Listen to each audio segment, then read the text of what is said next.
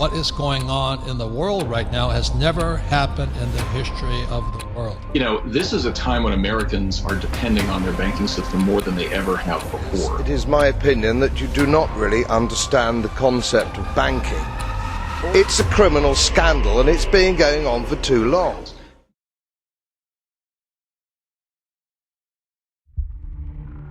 When we made a decision collectively in this country to shut down the economy very broadly back in March, we depended on the banks to deliver benefit payments in the form of Paycheck Protection Program loans and checks sent from the Treasury Department.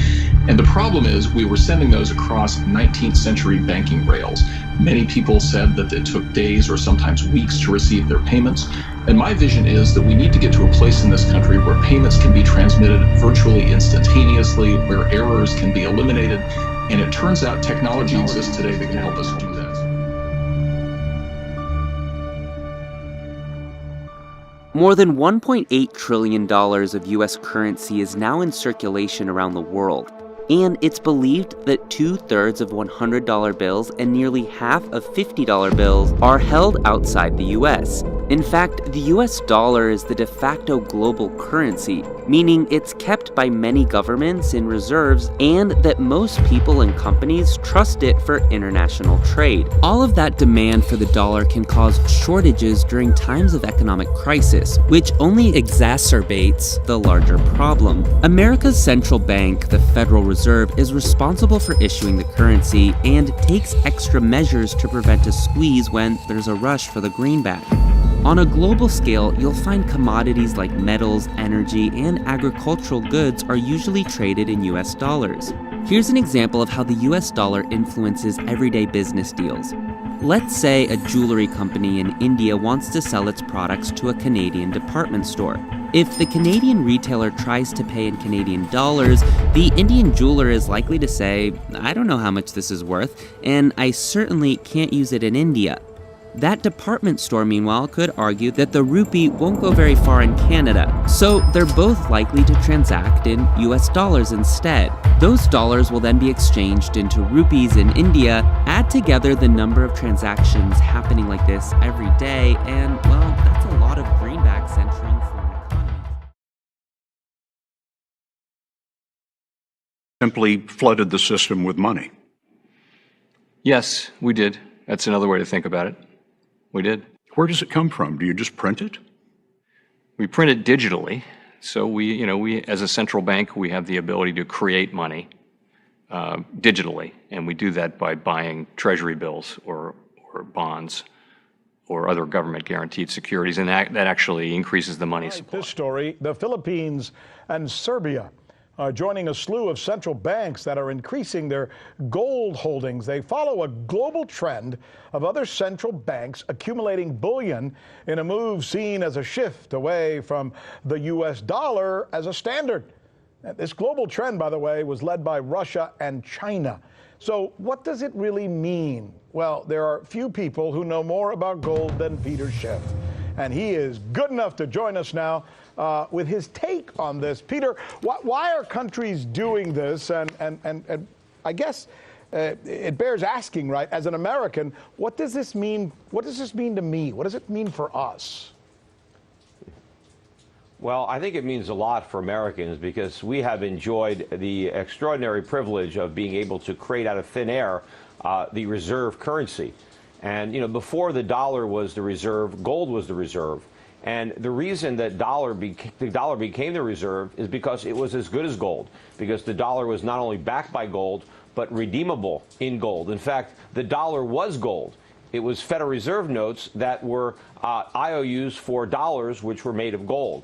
And we went off the gold standard in 1971, but I think the world is going to go back on it because I think the days where the dollar is the reserve currency are numbered. And we're going back to basics. Everything old is new again. Gold was money in the past, and it will be money again in the future. And central banks that are smart enough to read that writing on the wall are increasing their gold reserves now. Well, if we don't have gold and we stay with something like what we have now in the United States, we're then able to manipulate currency in such a way so that we can, for example, print money when we're in the middle of a recession or worse. If we go to the gold standard, for example, if it becomes global and we have to end up accepting it ourselves, that would not be good for us, right, in terms of getting out of these sticky wickets we've been in, like in 2008. Well, first of all, the only reason we get into those sticky wickets is because of the Federal Reserve. So the Federal Reserve lights the fire and then pretends to put it out. If we go back on the gold standards, we take the matches away from the Fed. So they can't light the fire, so there's nothing to put out. You know, gold and economic freedom go hand in hand. And if you don't believe me, just ask Alan Greenspan, because he authored an article, Gold and Economic Freedom, which I would recommend that people read. But, you know, gold is the enemy of the welfare state and big government. That's why governments don't like gold. They want paper. But the problem is eventually the paper has no value. And we are headed to a currency crisis in the United States. And what's going to put the United States back on a gold standard is to try to stop the free fall of the dollar. You know, they're going to postpone it as long as possible. You know, when Nixon took us off the gold standard, he said it was temporary. He was right. It was temporary, but it just lasted a lot longer than people thought.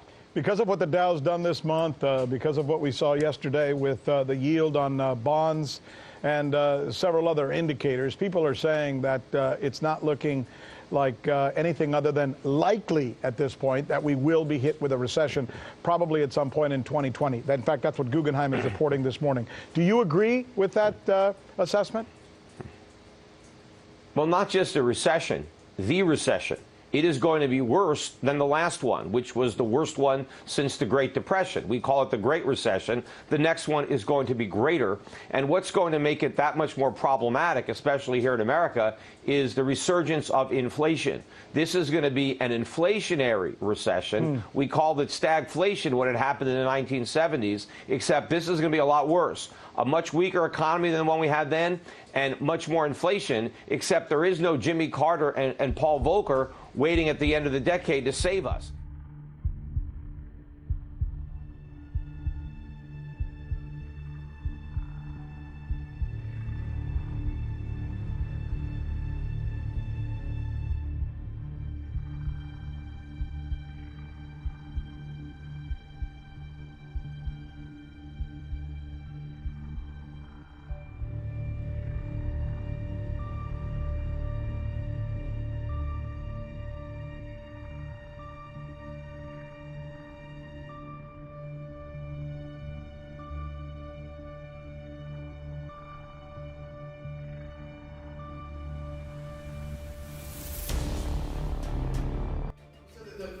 When XRP was created, this actually was created before Ripple existed. The creators of XRP decided there'd be 100 billion units because they saw it as rather than having a smaller number with a very high price, they saw it as something they wanted to be effectively a global reserve currency. The digitization and the digitization of the plumbing and other aspects of our financial system, including payment transfers, etc., it is coming.